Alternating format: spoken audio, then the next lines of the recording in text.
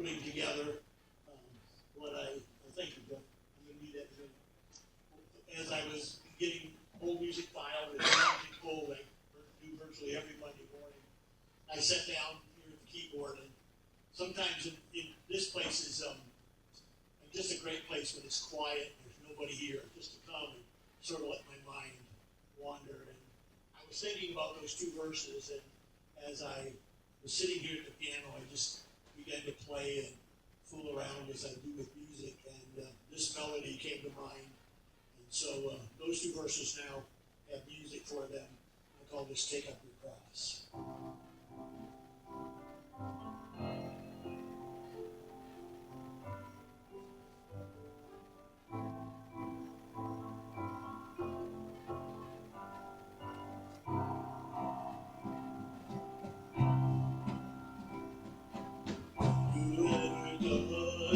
Take up his cross and follow me. Whoever does not take up his cross and follow me is not worthy of me, is not worthy of me, is not worthy. He's not worthy of me.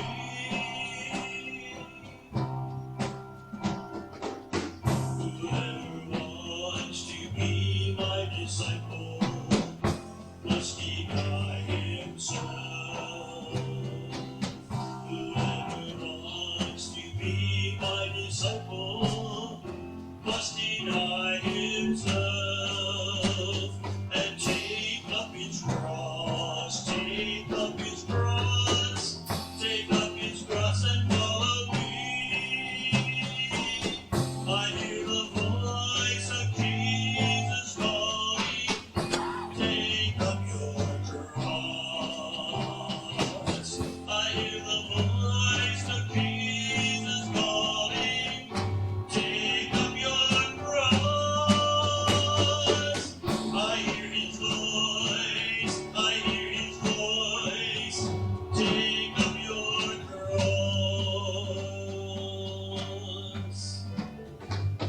Whoever does not take up his cross and follow me, whoever does not take up his cross and follow me is not worthy of me, is not worthy of me, is not worthy, is not worthy of me. Take up your cross.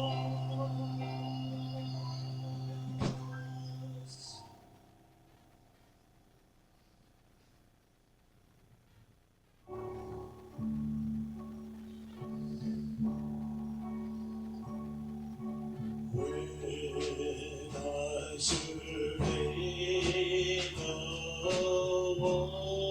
wondrous cross on which the Prince of Glory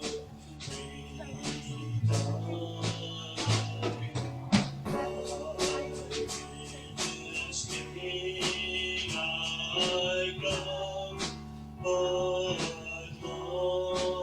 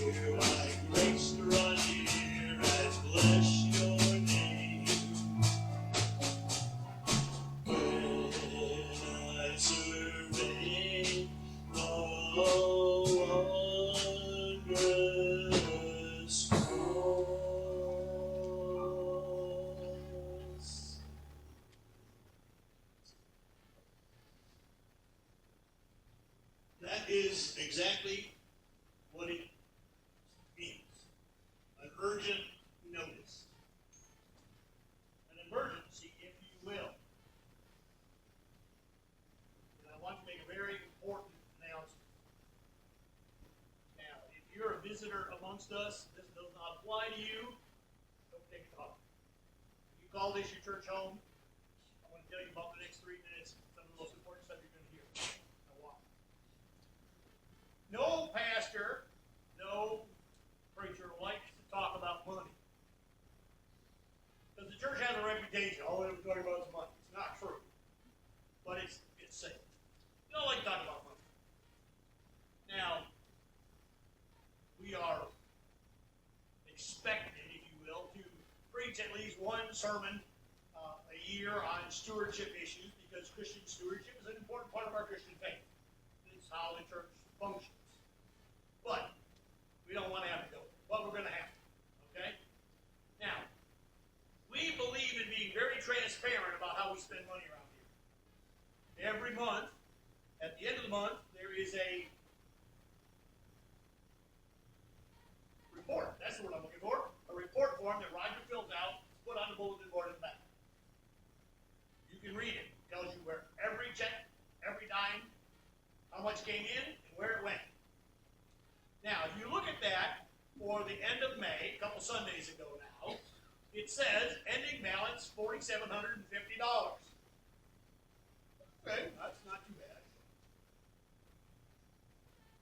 But that does not take into account designated funds.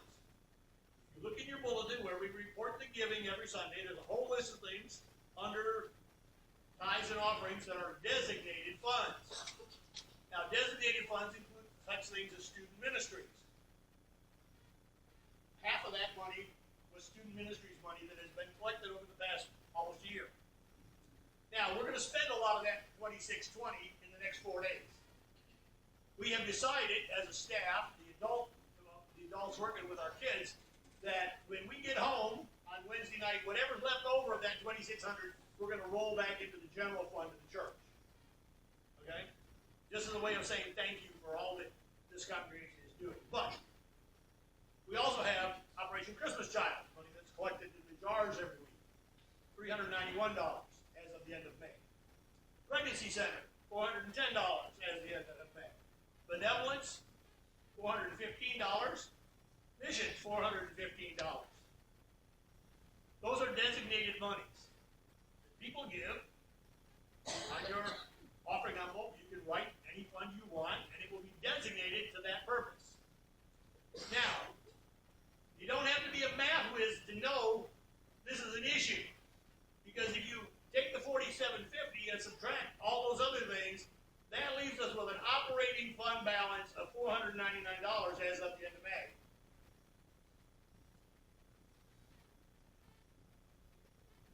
Just think about that for a second. That will not pay the electric bill to keep this place cool so you can enjoy worship on Sunday morning. It will not pay the pastors. It will not pay anything else to speak of. Now, we've had a few more than that, obviously, in the last couple of weeks in our offerings, and we will have today's offering, the next week's, and the next week's. But the point is, that's the legitimate number. So what looked like almost $5,000 is really only about $500. Only 10% of that is operating fund money. That creates a significant problem. Okay? Shouldn't have to explain it much beyond that. Okay? So, all I want to say to you is, if this is your church home, please give the way God encourages you to give. Because that's the only way we function. Now, I'll tell you down the truth. I don't make a big deal out of my personal giving. Okay? Used to be when we took up the offering, pastors, people would come to the front, and I would drop my offering into the offering plate while they were standing in front. And I was really kind of glad when we quit taking the offering because I wasn't comfortable with that.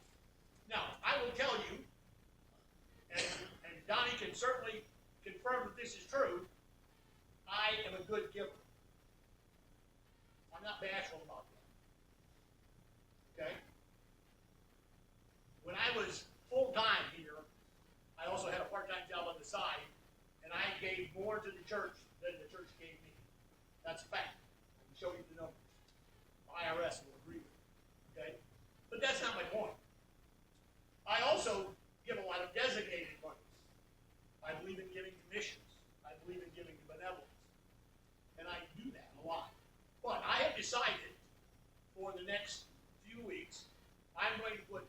of what I normally give in my offering into the general budget. Okay? My offering envelope is already in the back. I will also say this publicly, and this is not to say, look at Pastor John, but God has blessed me, and as soon as we get back from this trip to Cincinnati, I have obtained a part-time job, which will pay me, quite frankly, more than the church is paying me currently. And that's neither here nor there. But I, starting with the end of June, will forego my salary for a couple of months until we get caught back up. Okay? God has blessed me. I've got money coming in, and quite frankly, we live pretty contented on our Social Security anyway. And so I'm not worried about that. You guys give us a great house to live in and pay the electric bill out there, which is a huge benefit. We thank you for it. So anyway, just want you to know, I'm doing my part. And I'm just asking you to do yours as God leads you to give. Because obviously, the one reason the churches closed their doors more than any other is because there were no funds to keep them functioning. We don't want that to happen. God is doing great things here. I mean, the fact that what we're going to do just in a few minutes and bring these kids up here, living proof that God's doing great things here. And we don't want to stop. Okay? So, that's the end of that speech. We look the Lord in prayer. Several things that I want to bring to your attention. We've been talking the last couple weeks about people looking for work. Leslie sent me a note this morning saying, I got a job. That's good. First day was Friday. Good. So, step in the right direction. Several others, you still looking. Something's out there. God will provide. Did for me, did for Leslie. Toby, y'all know Toby, one of our little guys. Toby had a major incident this morning. Not sure whether it was a seizure or something related, but he had to be transported to the hospital by ambulance. Nancy's last report is that he's doing well. He'll be coming home today, but we need to pray for Toby. He's a good little guy, and he's dealing with some stuff physically, and so we need to remember him. We also